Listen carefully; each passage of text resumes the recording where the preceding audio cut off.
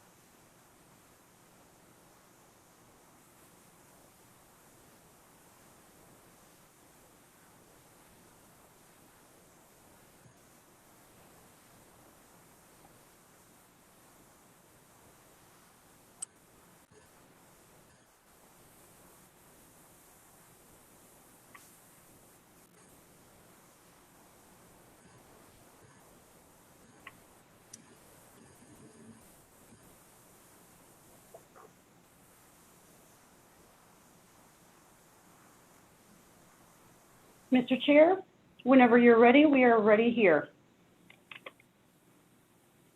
Good morning. Welcome to the June 18th, 2020 meeting of the Downtown Design Review Committee.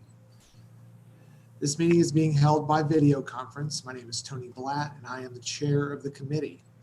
No physical location will be provided for the DDRC meeting.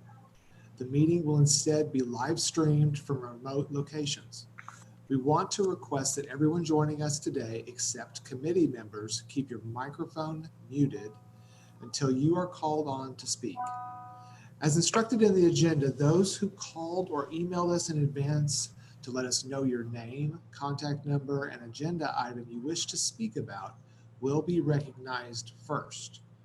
Before the DDRC votes on each item, I will ask if any members of the public wish to speak. Anyone speaking will be given 3 minutes to speak. Since you are muted, when I call on you, please unmute yourself. On a phone, you will press *6 and then state your name and address for the record before you speak. On a desktop or laptop, you will hover your cursor over the microphone icon and remove the diagonal red line. For anyone speaking today, including committee members, please identify yourself when you begin to speak. If we lose our connection for this meeting, the meeting shall be stopped and reconvened once the connection is restored. If communications are unable to be restored within 30 minutes, items remaining for consideration will be continued to the next regularly scheduled Downtown Design Review Committee meeting on Thursday, July 18th at 9:30 a.m. by video conference. The agenda and documents are located at https://agenda.okc.gov/SIREPUB, that is SIREPUB/meet.aspx. You would then select View on the left side of the Downtown Design Review Committee meeting to see all of the agenda items. And Jennifer, would you please call the roll? Thank you, Mr. Chair. Committee Member Blatt. Present. Committee Member Bates. Present. Committee Member Jones. Committee Member Kriegel. Committee Member Richards. Committee Member Sarur. Present. Committee Member Trujillo. Mr. Chair, you have quorum. Thank you. So the first item on the agenda is approval of the minutes. Those minutes are included in your packet. And unless there are any questions or comments regarding the minutes, I will entertain a motion. please state your name first before you give your motion, and then after the motion, enter it into PrimeGov. This is Corey Bates, and I move that we approve the minutes. I'll second. Rosie Trujillo, I'll second. We have a motion and we have a second. Would you please enter the second into PrimeGov? It will be in the PrimeGov window on your screen. You'll have to, thank you. Okay, we have a motion and a second. If each committee member will please then cast your vote.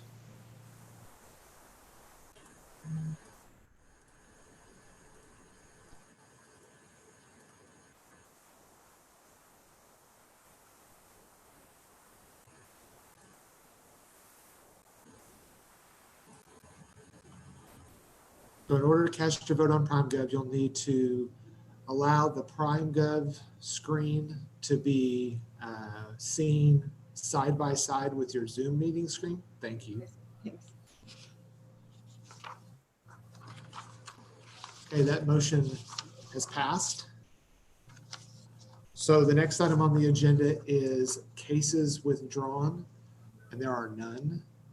Item number 4 on the agenda is continuance requests, and there are no items. Item 5 is the consent docket. There are 2 items on the consent docket, and they are open for any discussion if a committee member wants to pull them. And in the event that there is no discussion on the consent docket, then I will entertain a motion.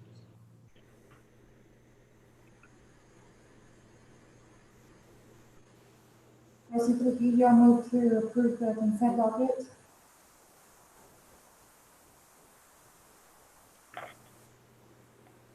This is Corey Bates. I second that motion. So we have a Trujillo, Bates, motion and second. If they would both be entered into PrimeGov. Thank you, thank you. Okay, so if all the committee members would please cast your vote. And that motion passes. Thank you. So the next item on the agenda is item 6, that is cases for individual consideration, and item A is DTCA-20-00045 at 601 West Reno Avenue. And would staff like to present this initially?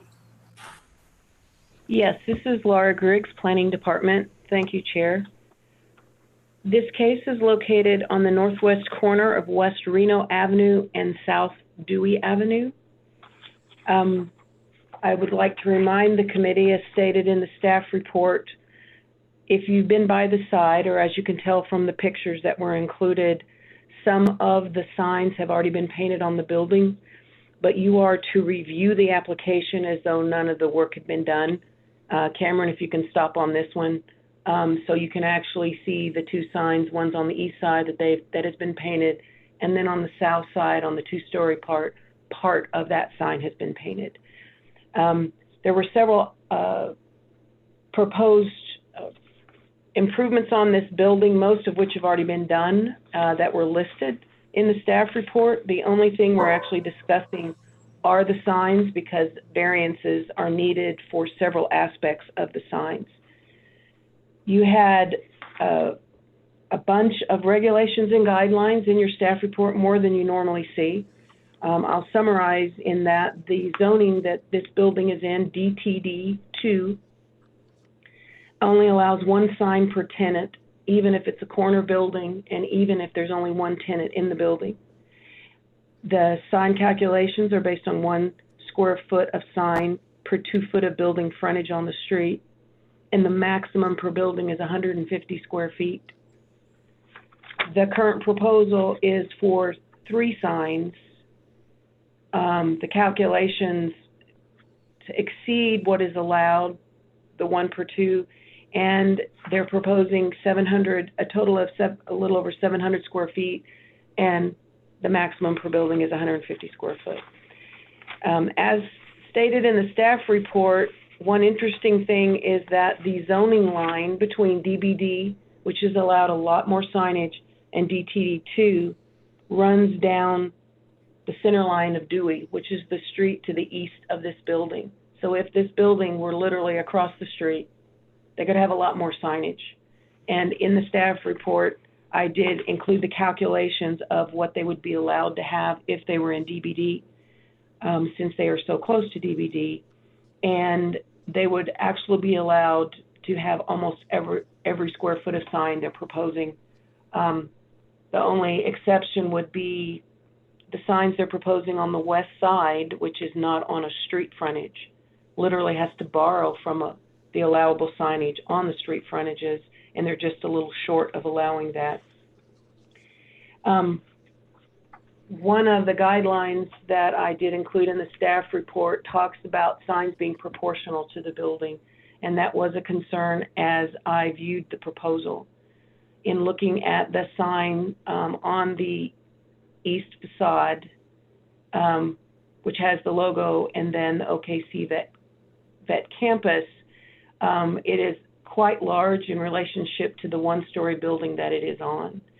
And staff acknowledged that additional square footage and signage would seem to be appropriate at this location, especially with only one sign being allowed on a corner building.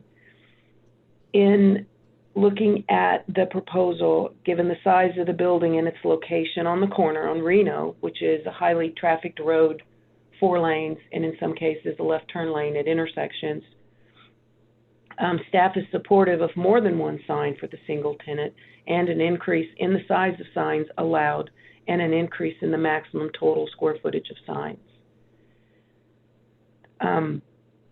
I feel that the current proposal could result in signs that are out of proportion to the building.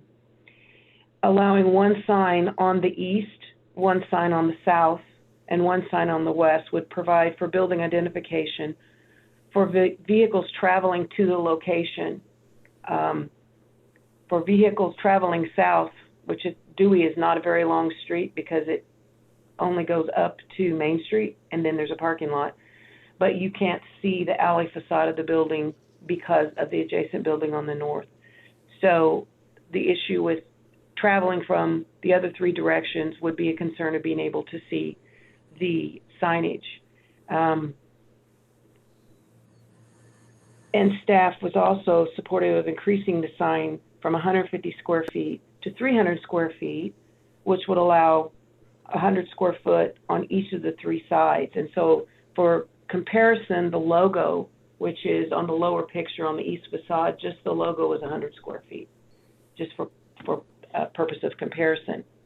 This increase in number and size could provide for the necessary building identification for a business at this location. One thing I will point out, Cameron, if you'll keep going through the pictures, there is a picture that I took looking west. Next slide, please, Cameron. Stop right there. If you look in the lower right, I walked down Rito a little bit because I wanted to show you that traffic going west, there's a parking lot across the street, and I believe that panel van is parked there as a billboard all the time.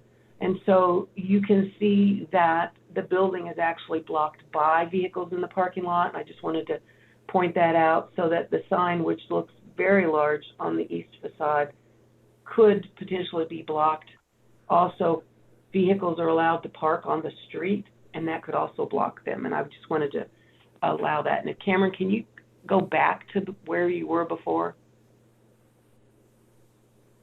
And the next one, that one right there. Okay. So staff's recommendation is to approve the application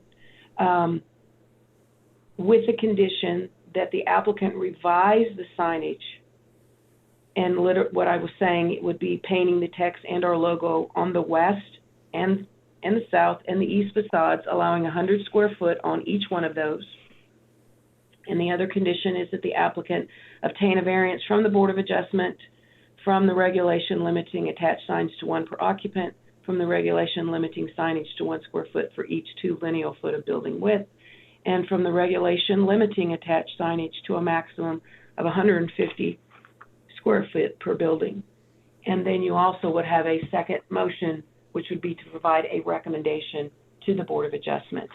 The tenant, Tristan Young, is on the call. I think the contractor is also with him. But does the committee have any questions for staff? Yes, this is Corey Bates. Given the way the recommendation is written, that includes the applicant revising the proposed signage to 100 square feet per elevation, and then including the conditions for obtaining a variance and the recommendation of approval. If the applicant does update the signage design to meet those conditions of 100 square feet max per elevation, would the new design still come before this committee, considering that those numbers would still be beyond the guidelines limitations? Or if we are already including a condition that they obtain a variance and a recommendation to the Board of Adjustment, does that preclude the revised design coming back to us? This is Laura Griggs, Planning Department. What I would say is that you couldn't add that if you wanted to add a condition requiring them to come back, or you could actually include in there that the applicant could work with staff on the new design. We've done that in the past in some cases, if you feel comfortable with that. Okay, I guess the question is, as the recommendation is written right now, would a revised design come back to this committee? Or if the committee does want to see a revised design, does it necessitate modifying the motion compared to the recommendation? And I probably would need to ask for a weigh-in from legal on this. As you are aware, as you referenced, signs 100 square feet or larger have to go to the committee by ordinance. This is before you now. So Susan, can I ask if the way it's worded now, without any revision, what you've, I apologize for overlooking, including that wording. Because I'm not sure what the best way to answer that question is.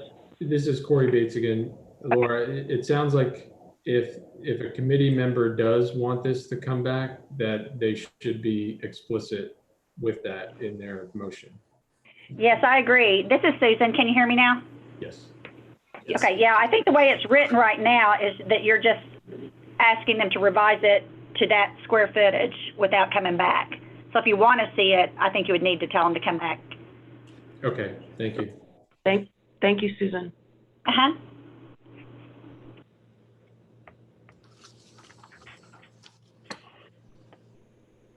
Are there any other questions for staff? If not, would the owner like to speak to this item? Tristan Young here, tenant, council members.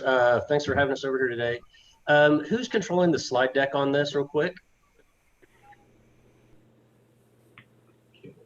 That would Cameron.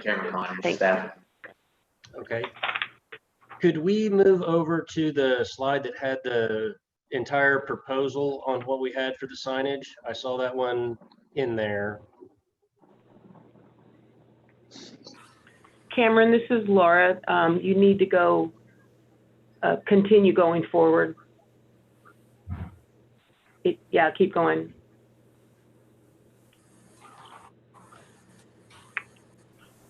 It's at least 2 after that.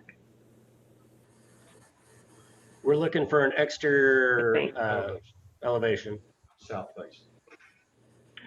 Yeah, Rosie is holding Rosie's up one got of one those. of them, but we also have there. All There we right, Rosie, it looks like you have the full picture of everything that we're aiming for here. And as far as we were speaking about to proportion for this building, one of the other photographs was of this west facade is, although that we're not on the street, we only have parking lots to the west of us. So we still have a full shot from anybody heading east on Reno, seeing the side of this building. Now, the one thing not on here are we have a few exterior windows that we're trying to avoid for the aesthetic, so that we have the VC OKC emblem on our west wall that allows for anybody traveling eastbound to be able to identify the area as well. The west side, yes, we do have that parked billboard that we're getting ready to discuss with them about getting that scooted, one way or another. But for, what we would appreciate would be being able to just approve this with the committee, so we're not having to come back to you. Or if there's anything that the committee members, think or have to add to what this, current proposal and what our intended artwork would be.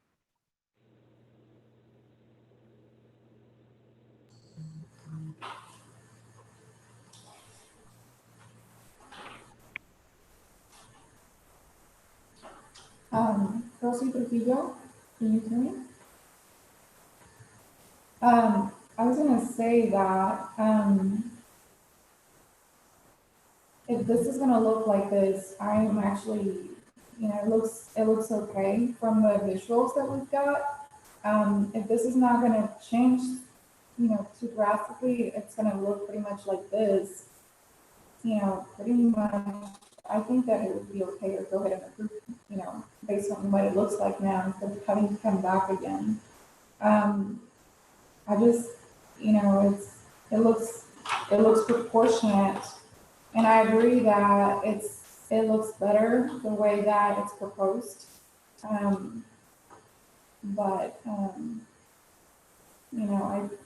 it's gonna be white, right? It's gonna be the whole. Kristen, Rosie, are you asking in regards to the background? Yes.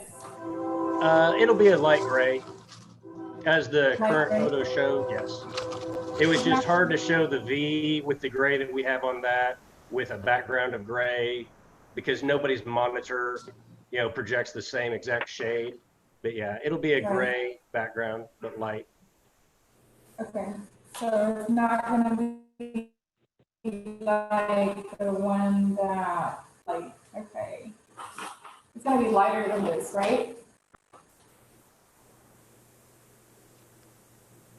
I don't know if you can tell. Is it This lighter like than a the current bluish paint? gray. There's a current paint on the east side. Is it Well, it's proposed to gonna be am I lighter? right? The photo that you're holding up, Rosie, you can clearly see, okay, here, this is perfect because it shows where the sun's hitting and where the sun's not hitting with our morning sun. So with grays, throughout the entire part of the day, we're gonna have a different spectrum of what it shows. So it will appear lighter after, 12 o'clock. If you came out here today and looked at it versus, 2 months ago, gray is just a difficult one to show on a screen. This is Corey Bates, just to kind of be more direct. The color that it is currently painted is the final color, correct? Correct. Okay, thank you.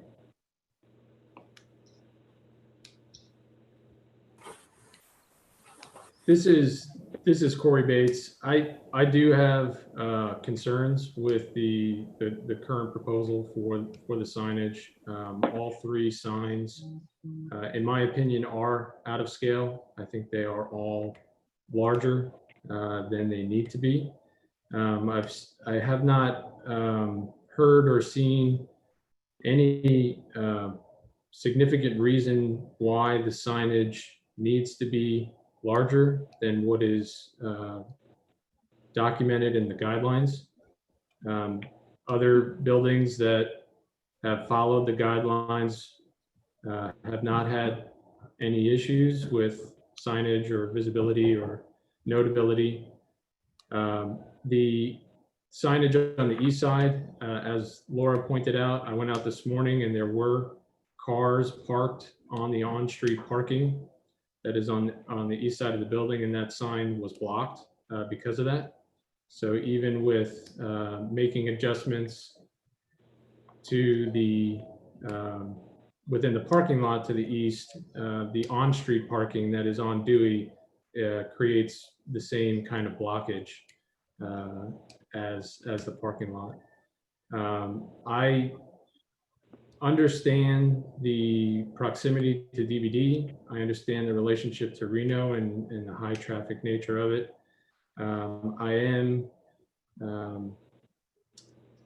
I do agree with staff's opinion to allow more than one sign. And I do agree with staff's opinion that the square footages can be adjusted, but I would like to see the revised design within those square footage adjustments.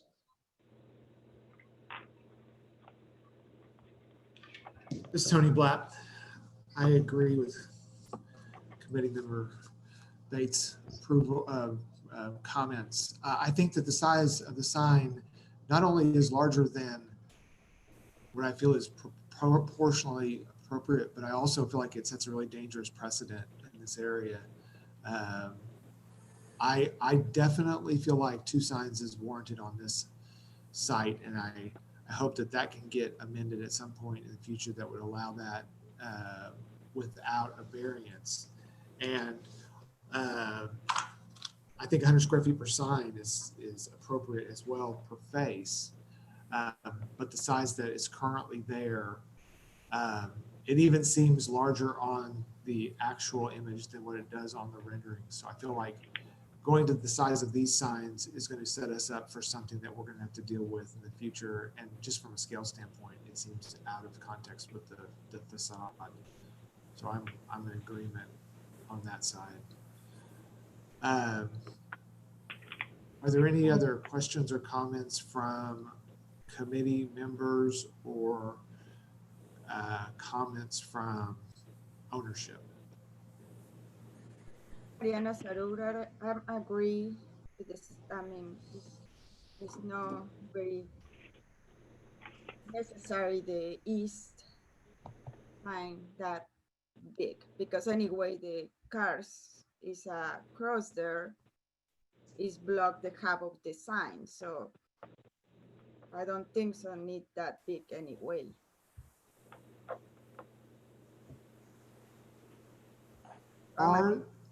Less, I mean, less high, maybe the half of the high. This is Corey Bates. If we end up on a path where this is being revised, I would suggest looking at the east facade of the 2-story portion as a consideration for your east-facing signage, rather than the east face of the 1-story. I think getting that signage up on the 2-story will provide more access, visual access, and avoid the any kind of blockages by on-street parking. It's Tony Blatt. If you go to the previous photo, it really highlights what Corey is saying about from the street further to the east. You can really see that upper surface.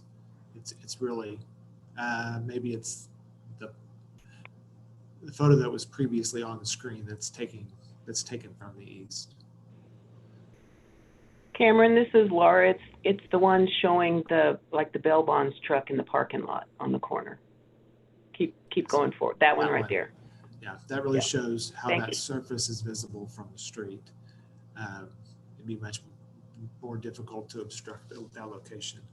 If there aren't any other comments from ownership or from committee members, is there anybody in the audience who would like to speak to this item? Chair, this is Laura Griggs from the Planning Department again, and I wanted to just confirm something that Mr. Bates said, if I heard that correctly, was supporting the size, supporting the number, but wanting the signs to come back to the committee in their revised configuration. And the only reason I wanted to bring that up is because if that is the case, I just want whoever's making the motion to make sure we capture where you're headed with that. So my personal opinion is that the signs, I believe the signs, the scale of the signs should be modified, and I would like to see the proposed solution, because to reach those 100 square foot per facade levels will take a complete redesign of the signage.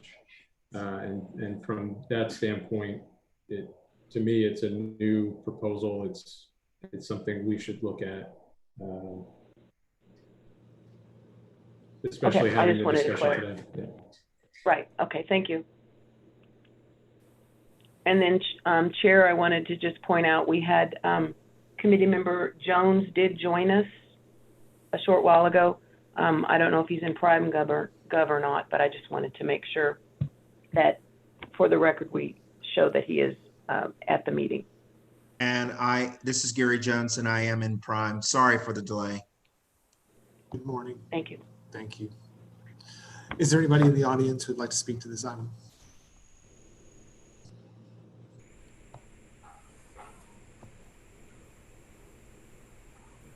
If there are no members of the audience who'd like to speak to this item and there's no further comments either from ownership or from the committee members, I would entertain a motion.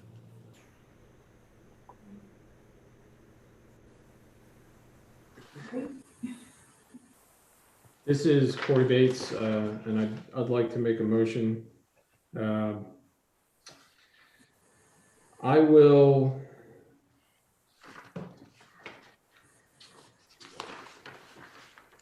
I move that we approve items 1 and 3 of the application on the basis that the project complies with the regulations and guidelines of the Downtown Design District Zoning Ordinance as referenced in section C and D of the staff report, and deny item number 2 in relation to the signage, with the condition that the applicant revise the proposed signage to be 100 square feet per facade on the west, south, and east, and that the revised designs come back before this committee for review and approval.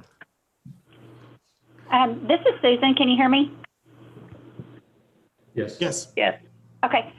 Did you say deny on the sign or just continue that part of it? Thank you. That's a good clarification. I would like to make a motion to approve items 1 and 2 and continue item 2 in relation to the signage.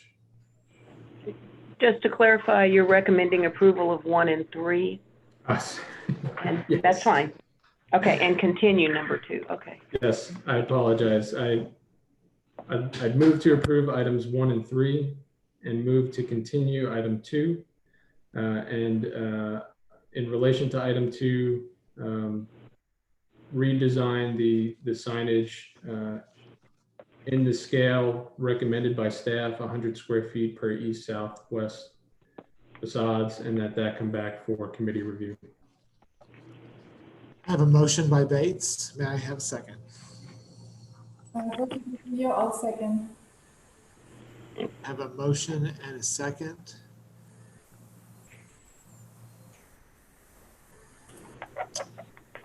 And all committee members can now cast their votes in PrimeGov.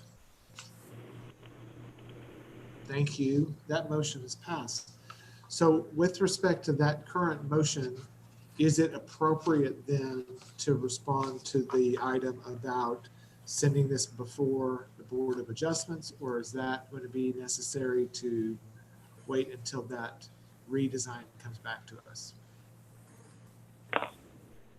I think you would continue that item also, or that recommendation.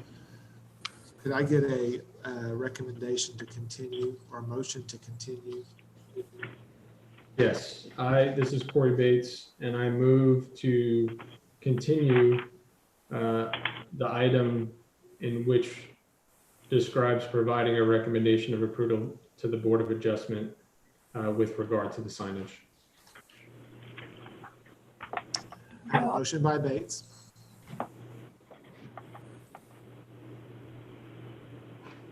Could I get a second? Yes, Rosie Trujillo, I'll second. Thank you. Can I ask for some clarification? This is Laura, Susan. So they normally have a condition that it has to get a variance from the Board of Adjustment, and then they have the motion to make a recommendation for the Board of Adjustment. So